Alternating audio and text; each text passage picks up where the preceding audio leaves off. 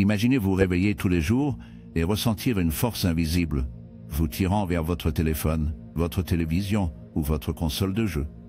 Imaginez l'atteindre avant même de sortir du lit, faisant défiler sans cesse, consommant une vidéo après vidéo, émission après spectacle, jeu après le jeu, les heures passent dans ce qui ressemble à des minutes. Vous vous dites juste un épisode de plus, juste un niveau de plus, juste un parchemin de plus. Mais avant de le savoir, la journée est partie, votre temps a disparu. Et au fond de vous, vous pensez que quelque chose manque. Vous vous sentez vide. Mais pourquoi? Pourquoi beaucoup d'entre nous se sentent-ils piégés dans un cycle de divertissement sans fin?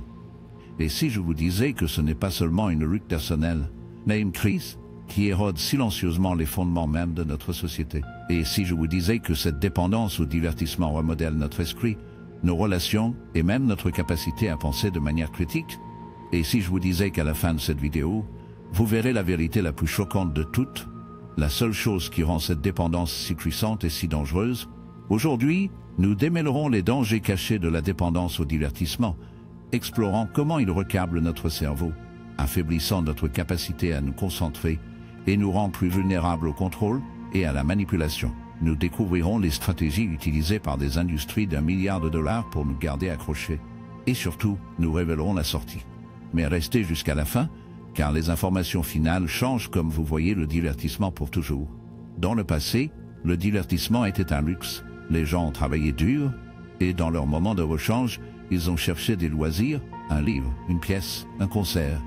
Chacun a nécessité un effort, une attention et un degré de patience. Mais aujourd'hui, le divertissement n'est pas seulement disponible, c'est incontournable. Les algorithmes dictent ce que nous regardons. Le défilement infini nous maintient engagés. Le prochain épisode joue automatiquement. Tout est conçu pour nous faire consommer sans réfléchir. Mais vous êtes-vous déjà arrêté pour vous demander pourquoi? Pourquoi les entreprises les plus puissantes du monde veulent-elles que nous nous divertissons chaque seconde de la journée? Pour répondre à cela, nous devons d'abord comprendre la science derrière la dépendance.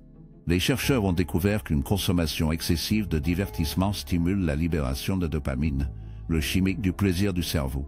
Chaque fois que nous obtenons une notification, un nouvel épisode ou une vidéo virale, notre cerveau nous récompense avec une explosion de plaisir. Mais au fil du temps, comme pour toute dépendance, nous avons besoin de plus en plus pour ressentir le même niveau de satisfaction. Ce qui était une fois agréable devient une nécessité. Et avant de le réaliser, nous sommes piégés, incapables de nous arrêter même lorsque nous savons que cela nous fait du mal. Le psychologue B.F. Skinner a mené des expériences sur ce qu'il a appelé les systèmes de récompense variables. Il a découvert que lorsque les récompenses sont imprévisibles, elles deviennent plus addictives. C'est exactement ainsi que les médias sociaux, les services de streaming et les jeux vidéo sont conçus. Vous ne savez jamais quelle sera la prochaine vidéo, ce que dira le prochain article, ni ce que la prochaine boîte de butin contiendra. Cette imprévisibilité nous maintient accrochés, envie davantage. Mais c'est là que cela devient encore plus dangereux, à mesure que le divertissement devient notre principale source de stimulation. La vie réelle commence à se sentir terne en comparaison. Pourquoi lire un livre alors que vous pouvez regarder un résumé vidéo au rythme rapide? Pourquoi avoir une conversation profonde alors que vous pouvez faire défiler les mêmes sans fin? Pourquoi développer une compétence alors que vous pouvez obtenir une satisfaction instantanée d'un jeu? Petit à petit, notre capacité à s'engager avec la réalité s'affaiblit. Nous devenons des consommateurs passifs plutôt que des participants actifs dans notre propre vie. Un résumé vidéo rapide, pourquoi avoir une conversation profonde lorsque vous pouvez faire défiler les mêmes sans fin? Pourquoi développer une compétence alors que vous pouvez obtenir une satisfaction instantanée d'un jeu? Petit à petit, notre capacité à s'engager avec la réalité s'affaiblit. Nous devenons des consommateurs passifs plutôt que des participants actifs dans notre propre vie. Et ce n'est pas un accident. Les entreprises technologiques les plus puissantes au monde comprennent cela mieux que nous. En fait, d'anciens dirigeants de sociétés comme Facebook et Google ont ouvertement admis que leur plateforme était conçue pour exploiter la psychologie humaine pour nous permettre de nous engager aussi longtemps que possible. Tom Parker, le premier président de Facebook, a révélé une fois que les médias sociaux avaient été construits pour créer une boucle de rétroaction de validation sociale, manipulant notre chimie du cerveau pour nous rendre dépendants. Et les une société plus distraite, plus passive et plus déconnectée de la réalité que jamais. Pensez-y à quand remonte la dernière fois que vous avez passé une journée sans consommer de divertissement. À quand remonte la dernière fois que vous vous êtes assis en silence, en pensant profondément sans envie de vérifier votre téléphone. Mais ce n'est que le début. Que se passe-t-il lorsqu'une génération entière grandit avec leur esprit façonné par une stimulation constante? Que se passe-t-il lorsque la pensée critique est remplacée par une gratification instantanée? Que se passe-t-il lorsque le divertissement devient plus réel que la réalité elle-même? Restez avec moi, car dans la prochaine partie, nous plongerons plus profondément dans les conséquences cachées de cette dépendance. Comment cela affecte notre santé mentale, notre capacité à penser pour nous-mêmes et notre capacité à prendre le contrôle de notre propre vie. Les conséquences de la dépendance au divertissement sont plus profondes que nous ne le pensons. Il ne s'agit pas seulement de perdre du temps ou d'être distrait, il s'agit de l'érosion lente mais régulière de notre force mentale, de notre capacité à penser de manière critique et même de notre sens de soi. L'un des effets les plus alarmants de cette dépendance est son impact sur notre durée d'attention. Des études ont montré que la durée moyenne de l'attention humaine a chuté considérablement au cours des 2 dernières décennies. En 2000, avant la montée des smartphones et des médias sociaux, la durée d'attention moyenne était d'environ 12 secondes. Aujourd'hui, il est moins de 8 secondes, plus que celle d'un poisson rouge. Mais ce n'est pas seulement une coïncidence. Le flux constant de divertissements rapides entraîne notre cerveau pour rechercher des coups de stimulation rapide, ce qui rend plus difficile de se concentrer sur tout ce qui nécessite une réflexion profonde ou des efforts soutenus. Cette baisse de l'attention n'est pas seulement un inconvénient, c'est un problème grave. La capacité de se concentrer est le fondement de toutes les réalisations significatives, qu'il s'agisse d'apprendre une nouvelle compétence, de créer une entreprise ou de maintenir des relations saines. Tous ces éléments nécessitent une concentration soutenue. Mais lorsque nos cerveaux sont conditionnés pour rechercher une gratification instantanée, tout ce qui nécessite de la patience commence à se sentir insupportable. Combien de personnes ont du mal à lire un livre du début à la fin? Combien ont du mal à participer à une conversation profonde sans vérifier leur téléphone? C'est le coût d'un divertissement constant à un esprit affaibli, incapable d'un travail profond ou d'une pensée profonde. Et ça ne s'arrête pas là. La dépendance au divertissement affecte également nos émotions. Lorsque nous comptons sur le divertissement pour une stimulation constante, nous perdons le contact avec notre capacité naturelle à réguler nos humeurs. Pensez-y, combien de personnes utilisent le divertissement comme évasion. Quand ils se sentent tristes, ils regardent un spectacle. Quand ils se sentent anxieux, ils font défiler les médias sociaux.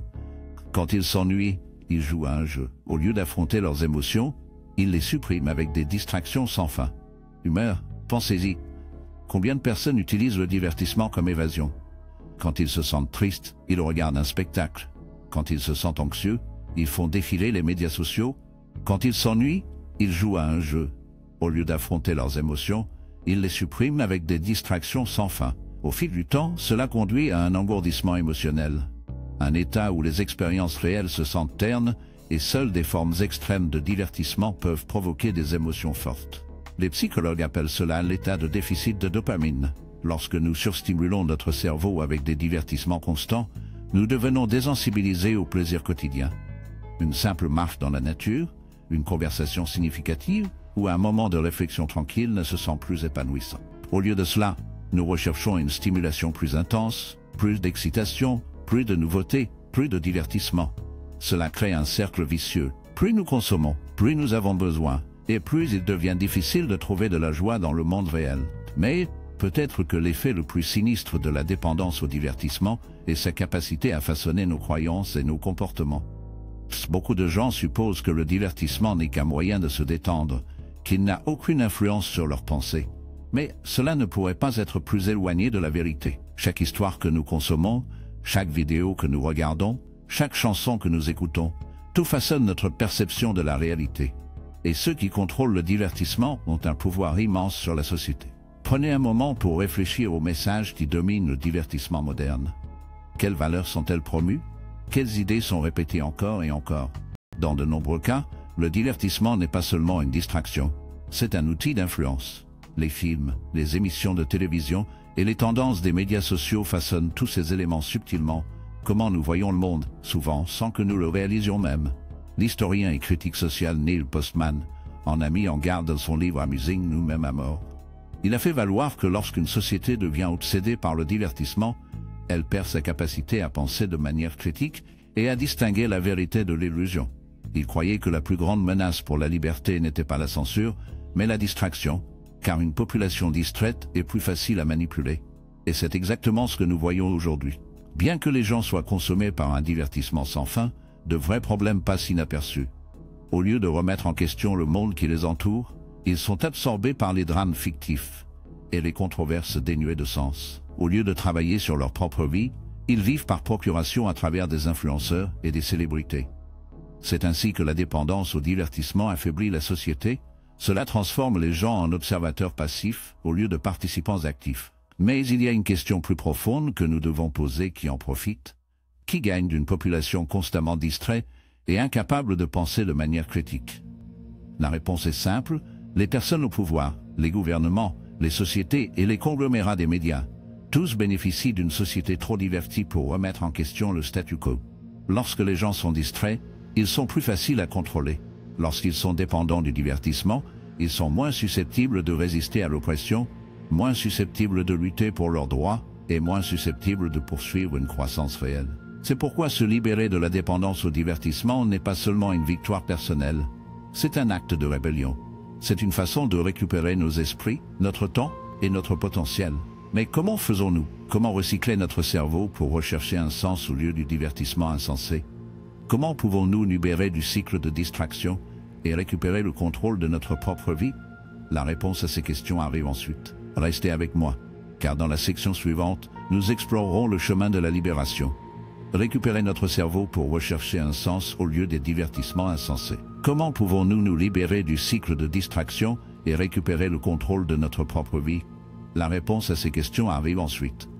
Restez avec moi, car dans la section suivante, nous explorerons le chemin de la libération, stratégie pratique pour nous libérer de la dépendance au divertissement et reconstruire la concentration, la discipline et la clarté que la société moderne essaie de nous enlever. Si nous voulons récupérer nos esprits et nous libérer de l'emprise de la dépendance au divertissement, nous devons d'abord comprendre une vérité simple: la dépendance n'est pas le problème racine, ce n'est qu'un symptôme.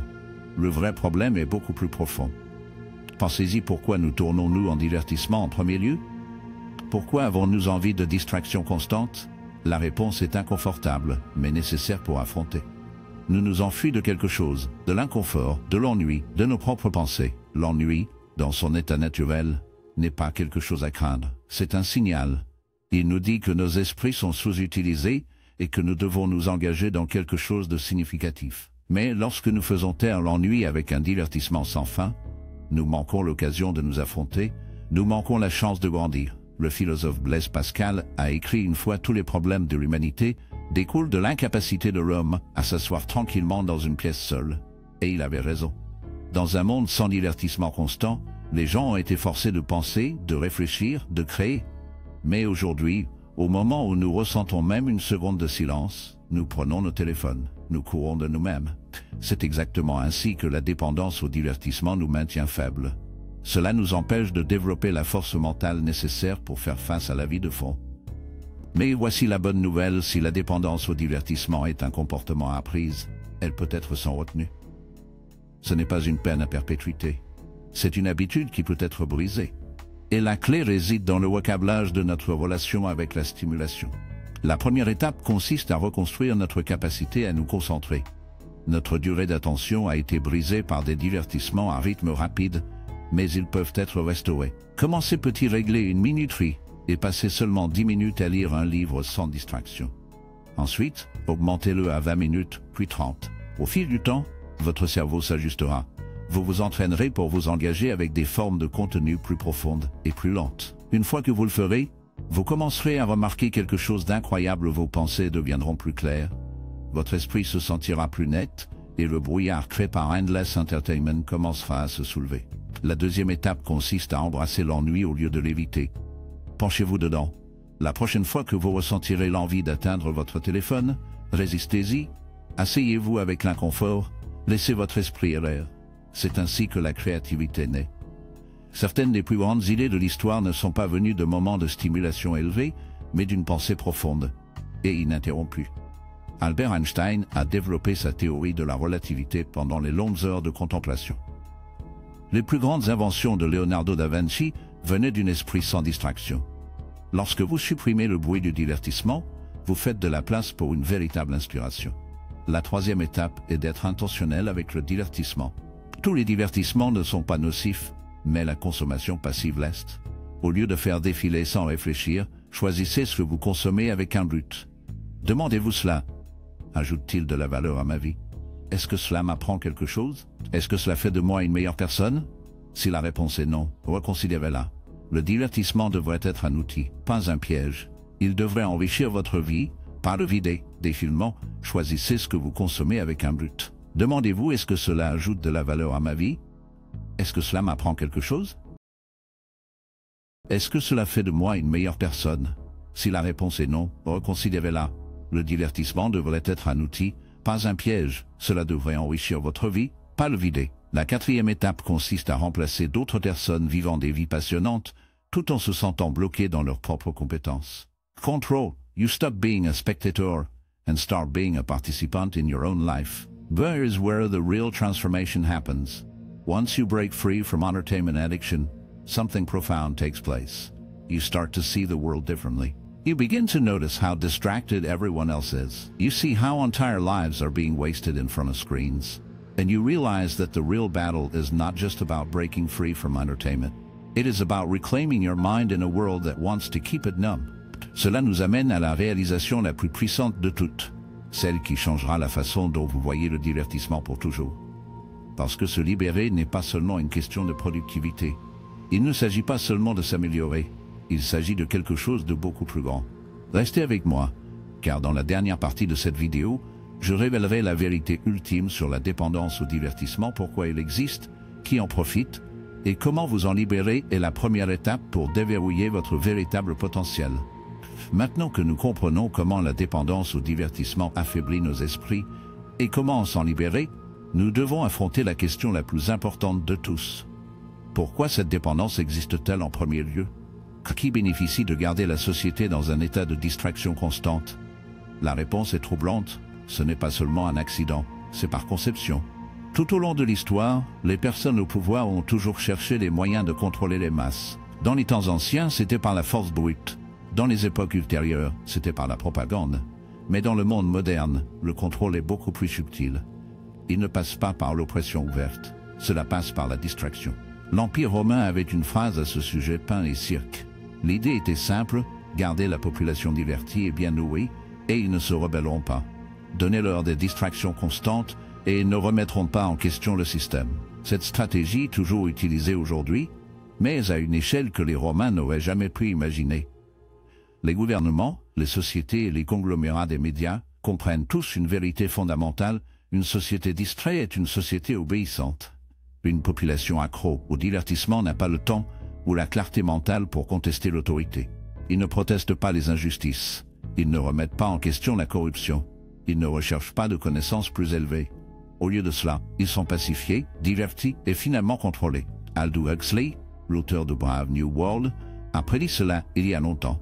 Il a averti que la plus grande menace pour la liberté ne proviendrait pas de ceux qui emporteront des informations, mais de ceux qui inondent le monde de tant de divertissement que les gens ne se soucieraient plus de la vérité. Et n'est-ce pas exactement ce que nous voyons aujourd'hui? Un monde noyant dans un contenu sans fin, émission de télé-réalité, vidéos virales, tendances des médias sociaux, tandis que de vrais problèmes sont ignorés. Une société où les gens en savent plus sur les personnages fictifs que sa propre histoire, où les opinions sont façonnées non pas par une recherche approfondie, mais par les voix les plus bruyantes sur Internet. Et voici la dure vérité: si vous ne contrôlez pas votre attention, quelqu'un d'autre le fera. Chaque plateforme majeure, Netflix, YouTube, TikTok, Instagram, se dispute pour une chose: votre temps. Votre objectif est leur monnaie. Plus vous restez longtemps, plus ils gagnent d'argent. Et ils ne rivalisent pas seulement avec d'autres sociétés de divertissement. Ils rivalisent avec votre vie, avec vos relations, avec vos rêves. Leur objectif est de vous garder accroché aussi longtemps que possible, car chaque seconde que vous leur donnez est une seconde que vous ne vous donnez pas. Mais la conséquence la plus tragique de la dépendance au divertissement n'est pas seulement du temps perdu, c'est un potentiel gaspillé. Chaque grande réussite de l'histoire humaine, de l'art de Michel-Ange aux théories d'Einstein, est venue d'individus qui pouvaient se concentrer profondément sur leur travail. Mais qu'arrive-t-il à une génération qui ne développe jamais cette capacité? Que se passe-t-il lorsqu'une société entière est conditionnée à ne demander que la gratification instantanée? La réponse est simple. Rien de grand ne se construit, rien de révolutionnaire ne se découvre, le monde stagne. Et c'est pourquoi se libérer de la dépendance au divertissement est plus qu'un simple choix personnel. C'est un acte de résistance. C'est la décision de récupérer votre esprit de ceux qui cherchent à le contrôler. C'est le choix d'utiliser votre temps pour quelque chose de supérieur à la consommation passive. Voici donc le défi pendant une semaine. Limitez votre consommation de divertissement. Pas de défilement insensé, pas d'observation de la frénésie, pas de marathon de jeux vidéo. Au lieu de cela, utilisez ce temps pour faire quelque chose de significatif, lire un livre, apprendre une compétence, avoir des conversations profondes, noter vos pensées, réfléchir. Observez comment votre esprit commence à changer. Voyez comment votre concentration s'améliore, comment votre créativité se réveille, comment votre énergie change, parce qu'à la fin, la bataille contre la dépendance au divertissement ne consiste pas seulement à regarder moins. Il s'agit de vivre plus. Il s'agit de reprendre le contrôle, de refuser de laisser votre esprit être engourdi par des distractions sans fin, de choisir d'être le créateur de votre propre destin plutôt que par un observateur passif de l'histoire de quelqu'un d'autre. Alors maintenant, je vous laisse une question, la question la plus importante de tous. Que ferez-vous de votre temps maintenant que vous connaissez la vérité? Merci d'avoir regardé.